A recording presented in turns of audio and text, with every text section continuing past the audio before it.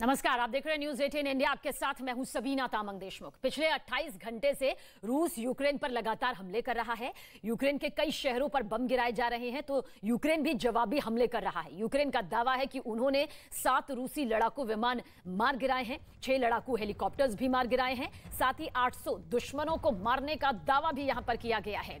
बड़ी खबरें आप तक पहुंचा रहे हैं, जानकारी आप तक पहुंचा दें कि बाइडेन की नेटो के नेताओं से यहां पर बात होगी। नेटो के नेताओं के साथ वर्चुअल बैठक की बातचीत यहां पर की जा रही है और कुछ देर में नेटो के नेताओं से यह बड़ी बातचीत जो है वो होने जा रही है।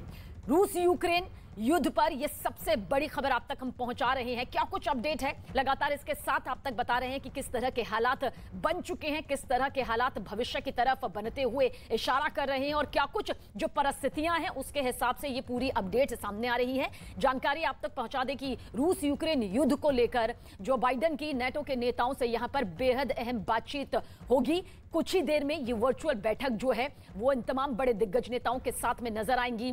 कुछ देर में नेटो के नेताओं के साथ जो बातचीत होगी, क्या इससे निकलकर हल सामने नजर आता है या फिर किस तरह की रणनीति युद्ध को लेकर दिखाई देती है, अब नजरें वैश्विक तौर पर टिकी हुई हैं। रूस यूक्रेन का जो ये पूरा मुद्दा यहां पर विवाद के तौर पर शुरू हुआ, जो तनाव में तब्दील हुआ और फिर हमले की जो तस्वीरें कल से सामने नजर आनी शुरू हुई रूसी राष्ट्रपति व्लादिमीर पुतिन के आक्रामक भाषण के बाद, उसके बाद आप देखिए किस तरह से पल पल अपडेट यहां पर परिस्थितियों के हिसाब से बदलती जा रही है।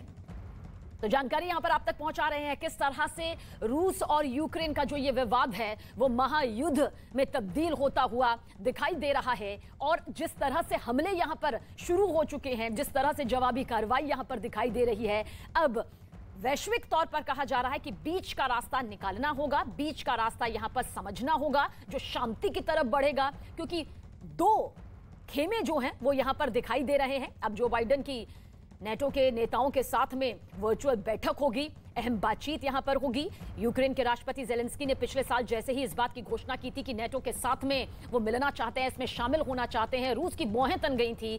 रूस की तरफ से तीखा हमला जो है तभी से शुरू हो गया था और अब खुलकर जो ये पूरी चेतावनी तौर पर सामने आई और इस चेतावनी के बाद की जो ये हमले की तस्वीरें सामने आई वो बताने के लिए काफी है कि रूस ने पहले ही साफ कर दिया वो किसी भी कीमत पर इस बात को स्वीकार करने के लिए तैयार नहीं है कि उसकी सीमा में अमेरिका या नेटो किसी भी तरह से अपनी दखलंदाजी करे, यूक्रेन उसमें शामिल हो।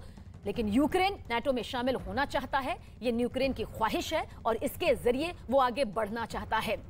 यूरोपीय देशों की तरफ से भी जो प्रतिक्रियाएं सामने आ रही हैं वो अब तक हमने पहुंचाई हैं। रूस की तरफ से जो हमला हुआ है उस हमले को लेकर चौतरफा निंदा तो यहां पर झेलनी ही पड़ रही है, लेकिन हमले का ताजा वीडियो इस वक्त आपके सामने मौजूद है। दहशत भरी ये तस्वीर यहां पर आप देखिए। हिंदुस्तान के लिहाज से यह खबर कितनी अहम हो जाती है, इसकी जानकारी के लिए हमारे साथ खास मेहमान भी है, उनकी तरफ रुख करें। लेकिन इस बीच आपको यह भी बता देते हैं कि पहला मकसद भारत का इस वक्त यही है कि जल्द से जल्द भारतीयों को, भारतीय छात्रों को सुरक्षित महफूज वतन वापसी करवाई जा सके, जिसके लिए भारत सरकार तत्परता के साथ जुटी हुई है। तो आप देखिए किस तरह से ये पूरी तस्वीर इस वक्त बनती हुई नजर आ रही है। हम हिंदुस्तान का जिक्र इसलिए भी कर रहे हैं क्योंकि 20,000 से ज्यादा जो भारतीय हैं इस वक्त फंसे हुए हैं। कुछ वापसी यहां पर हो चुकी है, लेकिन अब जरूरी है सभी को सुरक्षित वापस बुलाया जा सके और इसके लिए कोशिशें भी जारी हैं।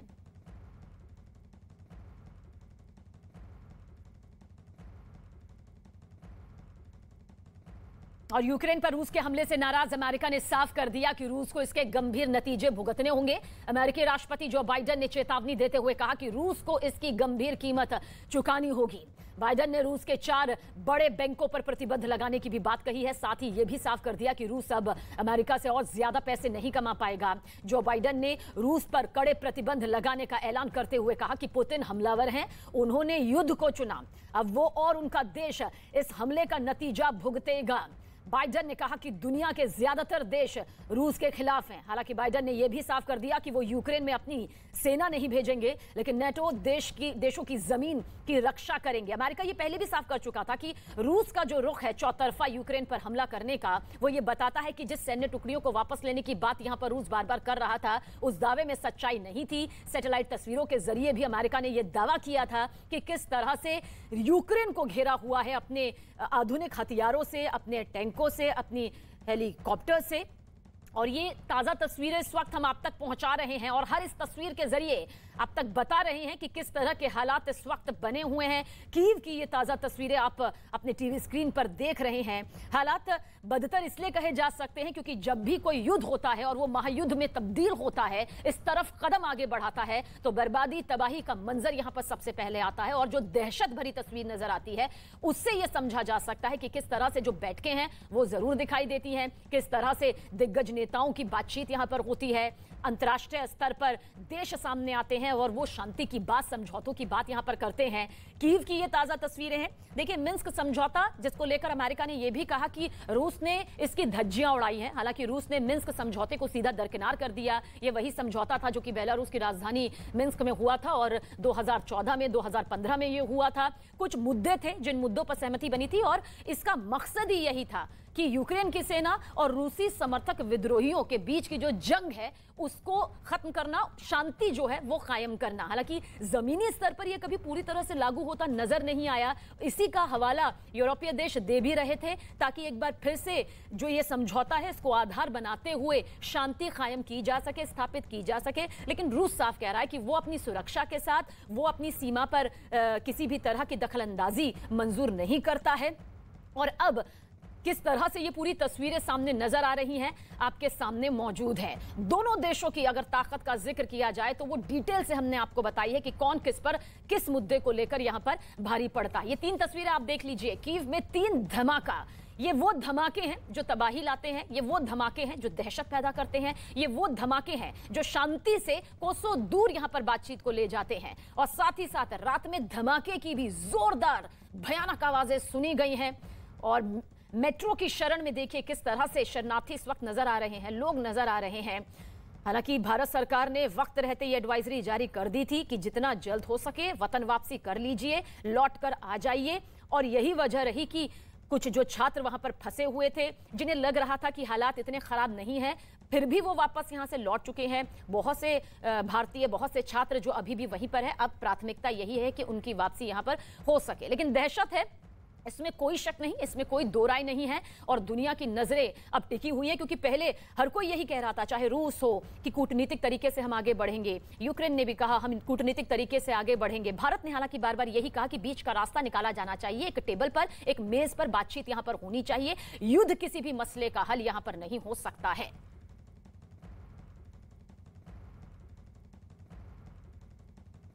और मेरे कुछ सहयोगी इस वक्त मेरे साथ मौजूद हैं और खास मेहमान भी हमारे साथ में मौजूद है। सबसे पहले रितिका हमारे साथ बनी हुई है न्यूज रूम से, एक बेहद खास जानकारी के साथ है। रवि हमारे साथ यूक्रेन एम्बेसी के बाहर से मौजूद हैं। नीरज भी हमारे साथ में मौजूद हैं और साथ ही एक खास मेहमान हमारे साथ मौजूद हैं। इंट्रोडक्शन सर मैं आपका यहाँ पर करवाना चाहूंगी।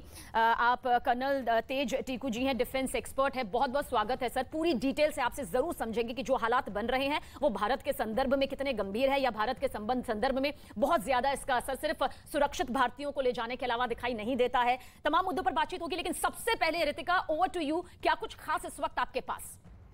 बिल्कुल सबीना, देखें यूक्रेन और रूस के बीच में जो युद्ध हो रहा है उसका आज दूसरा दिन है और आज सुबह भी कई धमाके दिखाई दिए हैं जिसकी तस्वीर आपने दिखाई। लेकिन एक तस्वीर मैं आपको दिखाना चाहूंगी जहां पर किस तरीके से लोग अपनी जान बचाने के लिए मेट्रो स्टेशन में शरण लेते हुए नजर आ रहे हैं। ये देखिए, भारी तादाद में लोग यहाँ पर मेट्रो स्टेशन पहुंचे हैं, यहाँ पर शरण लेते हुए नजर आ रहे हैं क्योंकि ये जो पूरा का पूरा हमला जो यूक्रेन पर किया गया है रूस की तरफ से, वो लगातार गहराता हुआ नजर आ रहा है। और ऐसे में यूक्रेन के राष्ट्रपति की तरफ से भी ऐलान कर दिया गया है कि देखिए अब युद्ध होगा, क्योंकि साथ ही जिस तरीके का आश्वासन अलग अलग देशों की तरफ से यूक्रेन को मिलता हुआ नजर आ रहा था, वो तमाम देश अलग हो चुके हैं, अपने आप को अलग थलग कर दिया है। उन्होंने साफ तौर पे कहा है कि मदद करेंगे लेकिन यूक्रेन की सरजमीन पर आकर हम युद्ध नहीं करेंगे। ऐसे में आम लोगों की सुरक्षा किस लिहाज से हो, ऐसे में आम लोग अपने आप कदम उठाते हुए मेट्रो स्टेशन में जाते हुए नजर आ रहे हैं। ये देखिए, पूरा मेट्रो स्टेशन जो है खचाखच आम लोगों से भरा हुआ है क्योंकि यही वो जगह है जो कि ये लोग सोच रहे हैं कि यहां पर वो सेफ रह सकते हैं। क्योंकि इस वक्त यूक्रेन के कई ऐसे शहर है, कई ऐसे इलाके हैं जहां पर ताबड़तोड़ हमले किए जा रहे हैं, चाहे वो मिसाइल के जरिए हो या फिर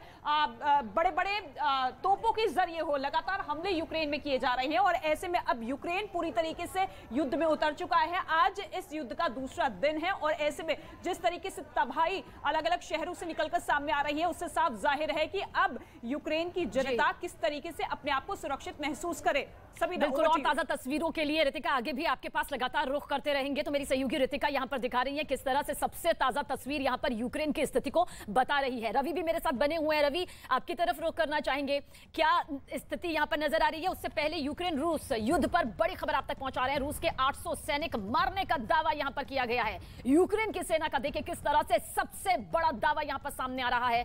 7 रूसी एयरक्राफ्ट गिराने का दावा यहां पर किया जा रहा है। 6 हेलीकॉप्टर्स मार गिराने का दावा भी यूक्रेन की तरफ से किया गया है। जानकारी आप तक पहुंचा दें कि युद्ध में किस तरह से यहां पर कौन बाजी मारता हुआ दिखाई देता है, किस तरह से अपने पक्ष को मजबूत यहां पर बताता हुआ यूक्रेन नजर आ रहा है। रूस के 800 सैनिक मारने का दावा यूक्रेन की तरफ से यहां पर किया गया है। यूक्रेन की सेना का यह बड़ा दावा यहां पर आ रहा है। दावे के मुताबिक 7 रूसी एयरक्राफ्ट गिराने का दावा यहां पर यूक्रेन की तरफ से किया जा रहा है, तो वहीं पर 6 हेलीकॉप्टर्स मार गिराने का दावा भी यूक्रेन की तरफ से किया जा रहा है। ये दावे हैं जो कि यूक्रेन की तरफ से किए जा रहे हैं। हालांकि रूस की तरफ से भी किया जा रहा है कि किस तरह से रूस जो है वो यहां पर यूक्रेन को नुकसान पहुंचा रहा है। और अब यूक्रेन की तरफ से भी यह बड़ा दावा यहां पर सामने आया है। यूक्रेन की सेना का सबसे बड़ा दावा आप तक पहुंचा दे, 800 रूसी सैनिक मार गिराए हैं यूक्रेन की तरफ से। यह बड़ी खबर दावे के तौर पर सामने आ रही है कि हमने रूसी सेना के 800 जो सैनिक हैं उन्हें मार गिराया है।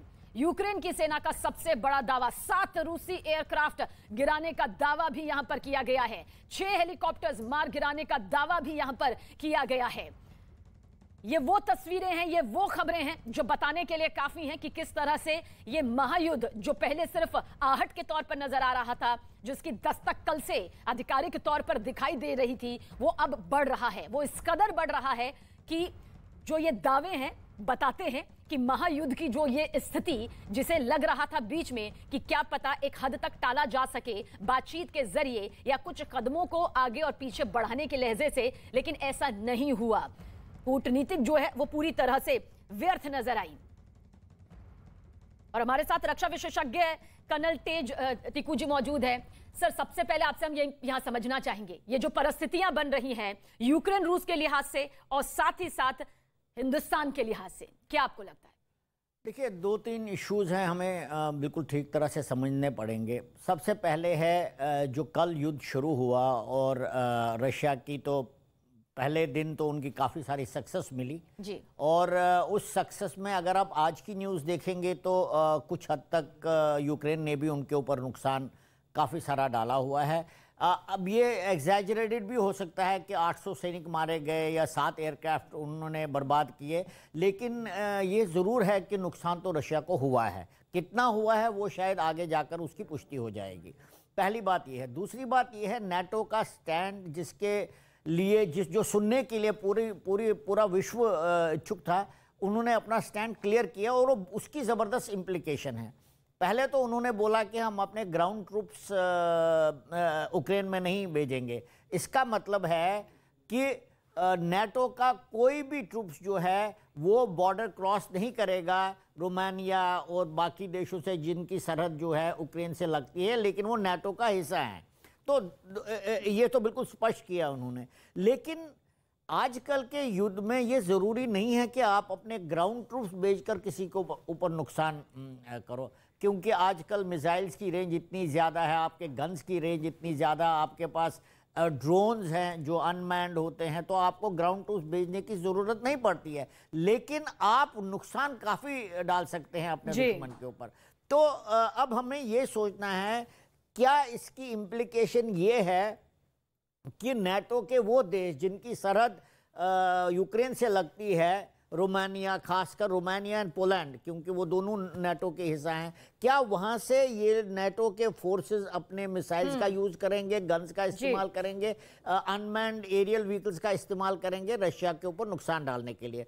तो उसके लिए हमें थोड़ा वेट करना पड़ेगा। कर्नल तेज, लौटेंगे आपके पास, क्योंकि और गहराई से इस मुद्दे को समझना इसलिए जरूरी हो जाता है, क्योंकि पहले ये सिर्फ संकट नजर आ रहा था, लेकिन अब ये महायुद्ध की दस्तक भी नहीं रहा है। जिस तरह से दावा किया जा रहा है वो और ज्यादा गंभीर परिणाम दिखाता हुआ नजर आता है। इसके बारे में भी बातचीत होगी। यूक्रेन से हमारे साथ मनोदित छात्रा हैं जो कि वहां से लौटी हैं भारत वापसी जिनकी हुई है। मनोदित, सबसे पहले आपसे यही जानना चाहेंगे, कब आप लौटी और किस तरह के वहां के हालात बने हुए थे?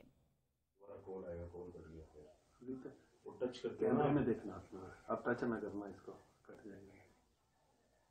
मनोदित, मेरी आवाज अगर आप तक पहुंच पा रही है तो ठीक। मेरी आवाज अभी फिलहाल उन तक नहीं पहुंच पा रही है, जल्द मेरी आवाज उन तक पहुंचेंगी तो जरूर जानेंगे कि वहां किस तरह के हालात बने हुए थे जिसकी वजह से वो आखिरकार वापस लौटने का ये फैसला यहां पर लेना पड़ा और एडवाइजरी जारी भी हो गई थी। नीरज की तरफ चलते हैं। नीरज, क्या जानकारी आपके पास, किस तरह का सबसे बड़ा अपडेट, क्योंकि यूक्रेन की तरफ से तो दावा किया जा रहा है कि हमने इतने रूसी सैनिक मार दिए हैं, इतने जो नुकसान की जो पूरी रूपरेखा है वो यूक्रेन की तरफ से दिखाई जा रही है, दोनों की तरफ से क्या कुछ खास अपडेट? देखिए, अगर यूक्रेन की बात करें तो यूक्रेन की तरफ से दावा किया गया है कि 30 टैंक नुकसान पहुंचाया गया, रूसी टैंकों को नुकसान पहुंचाया, डिस्ट्रॉय किया है। 130 व्हीकल्स हैं जो सेना के हो तो उनको डिस्ट्रॉय किया गया। इसके अलावा 5 प्लेन और 6 हेलीकॉप्टर को नुकसान पहुंचाया गया है यूक्रेन की तरफ से। 137 यूक्रेन नागरिकों की मौत हुई है पूरे जो लड़ाई चल रही है रूस और यूक्रेन के बीच में। रूस की तरफ से अभी इस तरह की कोई आधिकारिक घोषणा नहीं की गई है कि पूरे हर शहर में जो हमले उनकी तरफ से किए गए हैं वहां क्या अब तक टोटल नंबर क्या है, एक जिस तरह से यूक्रेन की तरफ से किया गया है। लेकिन अभी आपको बता दें कि इस वक्त हम लोग विदेश मंत्रालय के बाहर है। विदेश मंत्रालय के अंदर भी एक कंट्रोल रूम दिन रात चल रहा है, क्योंकि भारतीय छात्र अब करीब संख्या 16 से 18 हजार के करीब है। उनको निकालने की कवायद विदेश मंत्रालय की तरफ से लगातार चल रही है। जो हंगरी और दूसरे देश जो कि यूक्रेन की पश्चिमी सीमा पर स्थित है, वहां टीम को भेजा गया है, विदेश मंत्रालय की टीम को, ताकि भारतीय छात्र को हंगरी में एक जगह है जहोनी बॉर्डर, वहां पहले लाया जाएगा। और अभी तक लगातार राजनयिक तौर पे बातचीत चल रही है। और ये भारत सरकार की प्राथमिकता भी है। बार बार भारत की तरफ से ये कहा जा रहा है कि जो भारतीय वहां पर फंसे हुए हैं, जो भारतीय छात्र वहां पर फंसे हुए हैं, उनकी वापसी करना ही सर्वोपरि है। उनकी सुरक्षा फिलहाल सबसे ऊपर है, इसकी कोशिश भी जारी है। मनोदित एक छात्रा हैं जो कि यूक्रेन से वापस लौटी हैं।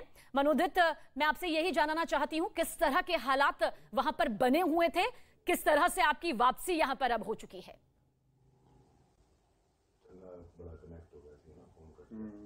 हाँ जी, हालात के बारे में अगर मैं बताऊं तो वहाँ पे उस टाइम पे इतना पैनिक नहीं था जब मैं वहाँ पे थी, when I was residing there.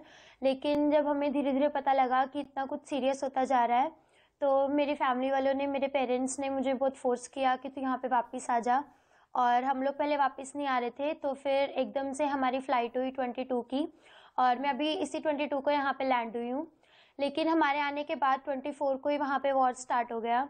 तो बहुत हर कोई एक टेंशन में था कि हाँ, अभी भी मेरी फ्रेंड्स वहाँ पर है, अभी भी बहुत बच्चे थाउजेंड्स में वहाँ पर बचे हुए हैं जिनको भी वापस नहीं बुलाया गया है। इंडियन एम्बेसी वालों ने उनको बहुत जगह प्रोवाइड की है छुपने के लिए, लेकिन अभी भी उनको वापस नहीं बुला पाया है वो। तो मैं सिर्फ इतना कहना चाहती हूँ। लेकिन जब मैं भी आना चाहती थी तो इंडिया वालों ने जो फ़्लाइट्स थी उनकी कॉस्ट भी बहुत बढ़ा दी थी, जिस करके हर किसी को बहुत प्रॉब्लम आई है। तो बस मनोदित, आपको लगता है कि वक्त पर आपने ये फैसला यहाँ ले लिया, आपके परिवार ने ये फैसला ले लिया कि आपकी वापसी यहाँ पर हो जानी चाहिए, क्योंकि जिस तरह के हालात अभी बने हुए हैं, बहुत सारे छात्र थे जिन्हें लग रहा था कि विवाद इतना नहीं बढ़ेगा कि महायुद्ध होने जा रहा है या महायुद्ध इस तरह से हमला हो जाएगा। आपको लगता है कि बहुत वक्त पर आपने अपने परिवार की बात मानी, गवर्नमेंट की बात मानी और आपने वापसी कर ली? ऑब्वियसली हमें 16 to 17 फरवरी को एक एडवाइजरी आई थी फ्रॉम इंडियन गवर्नमेंट कि वहाँ पे वॉर स्टार्ट हो सकता है, कुछ भी हो सकता है। तो इंडियन स्टूडेंट्स जो भी यूक्रेन में फंसे हुए हैं वो लोग जल्दी से जल्दी अपने इंडिया वापस आ जाएं। लेकिन हम लोग उस चीज़ को पहले सीरियस नहीं ले रहे थे। तो जब मेरी फैमिली वालों ने और सब ने बोला तो हम लोगों ने सोचा और हम लोगों ने 22 की जब फ्लाइट करवाई तो अब हमें बहुत अच्छा लग रहा है, बहुत प्राउड भी हो रहा है उस डिसीजन पे कि हम लोगों ने बिल्कुल सही डिसीजन लिया था उस टाइम। मनोदित, बहुत सारे छात्र अभी भी वहां पर फंसे हुए हैं, कुछ आपके दोस्त भी होंगे, क्या उनका कहना है, वो किस तरह से फिक्रमंद है, उसके बारे में भी आपसे जानकारी लेंगे। लेकिन इस वक्त की बड़ी खबर आप तक पहुंचा दे, रूस यूक्रेन युद्ध पर एक और बड़ी खबर। कीव से करीब 30 किलोमीटर दूर रूस की सेना, कीव राजधानी यूक्रेन की, रूस यूक्रेन युद्ध पर यह सबसे बड़ी खबर आप तक पहुंचा रहे हैं। कीव के बेहद नजदीक यहां पर रूसी सेना पहुंच चुकी है। कीव से करीब महज 30 किलोमीटर की दूरी यहां पर रूसी सेना की बताई जा रही है। सोचिए किस तरह से, सोचा भी नहीं होगा कि इस तरह के हालात यहां पर बन जाएंगे। कीव के बेहद नजदीक यहां पर रूस की सेना पहुंच चुकी है। अंतर्राष्ट्रीय स्तर पर, वैश्विक स्तर पर हर किसी की निगाहें इस वक्त रूस और यूक्रेन के बीच जारी इस महायुद्ध पर टिकी हुई है, जहां पर एक एक पल, एक एक कदम देखिए किस तरह से खौफनाक बनता जा रहा है। रूसी सेना बेहद करीब पहुंच गई है। कीव से करीब 30 किलोमीटर की दूरी ही यहां पर बताई जा रही है, जो कि बहुत जल्द यहां पर पार भी कर ली जाएगी, क्योंकि ये बहुत ज्यादा दूरी नहीं है। महज 30 किलोमीटर की दूरी यहां पर बताई जा रही है। भले ही रूस पर कड़े प्रतिबंधों की बात यहां पर वैश्विक तौर पर कई देश कर चुके हैं और प्रतिबंधों की जो ये कड़ी है वो आगे बढ़ भी रही है, लेकिन रूस की तरफ से साफ कर दिया गया है कि ये उसका निजी मसला है, कोई भी इसमें दखल अंदाजी ना करे। तो चेतावनी, धमकियों का ये दौर जो है युद्ध के बीच में वो जारी है। और ये तस्वीर भी इस वक्त आप देखिए, हर तस्वीर के जरिए आपको ये समझने की जरूरत है कि हालात किस तरह से बिगड़ चुके हैं। अब बिगड़ नहीं रहे हैं, बल्कि ये हालात बिगड़ चुके हैं और ये वही उसी का जीता जागता जो है सबूत है। रूसी सेना महज 30 किलोमीटर की दूरी में बताई जा रही है कि कीव के नजदीक पहुंची हुई है, यानी कि यह दूरी भी चंद मिनटों में, चंद घंटों में पूरी की जा सकती है। रवि ठाकुर मेरे सहयोगी ज्यादा जानकारी के लिए यूक्रेन एम्बेसी के बाहर से मौजूद है। रवि, क्या जानकारी, क्या कुछ अपडेट? पल पल जो हालात बन रहे हैं वो बिगड़ रहे हैं और इस कदर बिगड़ गए हैं कि सिर्फ और सिर्फ बमबारी की, हमलेबाजी की तस्वीरें सामने आ रही हैं, दहशत से भरी। देखिए सबीना, यूक्रेन में तो युद्ध हो रहा है, बम, मिसाइल, धमाकों की आवाज़ गूंज रही है। इस वक्त हम यूक्रेन एम्बेसी के बाहर मौजूद हैं और यहाँ बिल्कुल सन्नाटा है। बाहर सन्नाटा है, लेकिन अंदर जो है बैठकों का दौर चल रहा है, क्योंकि यूक्रेन के राजदूत, वहाँ से जो लोग यहाँ पर ऑफिशियल लोग हैं, वो वहाँ पे नज़र बनाए हुए हैं कि वहाँ पर किस तरह से परिस्थितियाँ बदल रही है, क्योंकि आज युद्ध का दूसरा दिन है। हालांकि यूक्रेन के जो राजदूत हैं भारत में, उन्होंने भारत के प्रधानमंत्री मोदी से गुहार लगाई थी कि वो यूक्रेन की मदद करें, इस मसले को सुलझाने की कोशिश करें। हालांकि भारत ने अभी तक निष्पक्ष रुख अपनाया हुआ है, ना रूस की तरफ ना यूक्रेन की तरफ। लेकिन चिंता जो है भारत की वो है जो यूक्रेन में भारतीय फंसे हुए हैं। ज्यादातर छात्र, 20,000 से ज्यादा छात्र यूक्रेन में अभी भी फंसे हुए हैं, उनको कैसे लाया जाएगा, इसको लेकर मंथन चल रहा है। यहाँ यूक्रेन एम्बेसी के अंदर भी चल रहा है। भारत सरकार लगातार बैठकों का दौर चल रही है, क्योंकि एयर स्पेस जो है यूक्रेन में बंद हो गया है। एयरपोर्ट से अब फ्लाइट्स नहीं जा रही हैं। एयर इंडिया की विमान गई थी, उसे लौटा दिया गया था।